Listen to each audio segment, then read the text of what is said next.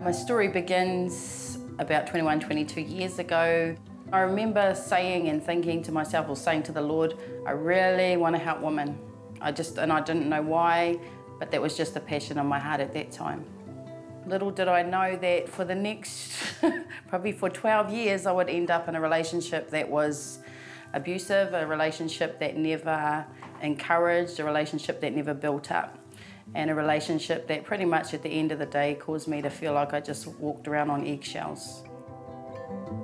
I thought I had did everything that you were supposed to do, and why was I unhappy? Why was life not exciting? Why was my marriage not good? Why was it such a struggle? Why was there abuse in it? Why was that there? And I just didn't understand, and I didn't get it. Over those 12 years, God began to build me. He actually began to build me on the inside. Even though I was going through all these things, I didn't understand what I was going through, but you know, God just started to rebuild me on the inside. He began to give my worth back. He began to take away insecurity. He began to just build me on the inside to the point where I got stronger enough to say, this is not acceptable, this is not what I want, and I choose to no longer have this marriage. And that was the hardest thing I ever had to do. It was very, very hard. It wasn't easy.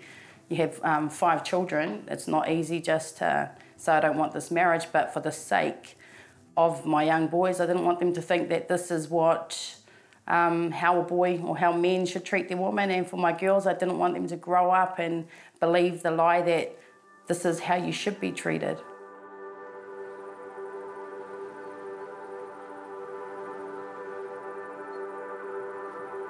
Growing up as a kid was fun because we had a father that liked to spend a bit of time in jail, you know, on holidays, as my mother used to put it, on the government.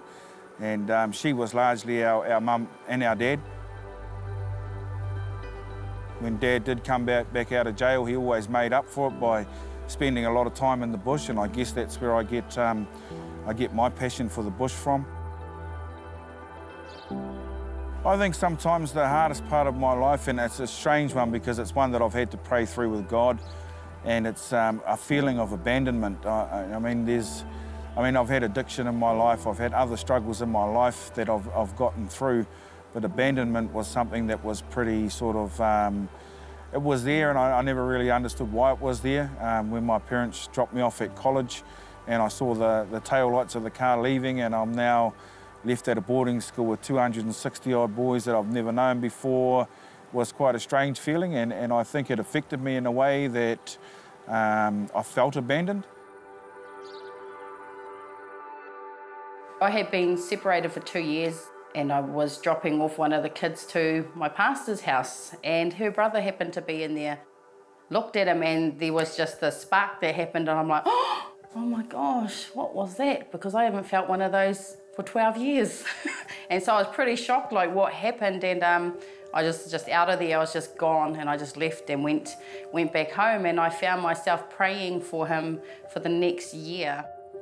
I left college and remember seeing my friends being quite already in relationships with women and even having kids, and so I told God at that stage that yeah, if I was going to have a wife, then I was going to put it in his hands, but I was now going to go and live in the world, and got to a place where to make a living, really, there wasn't a lot of jobs around at the time, so I started to get into the marijuana in a big way, and it became a way of life for me.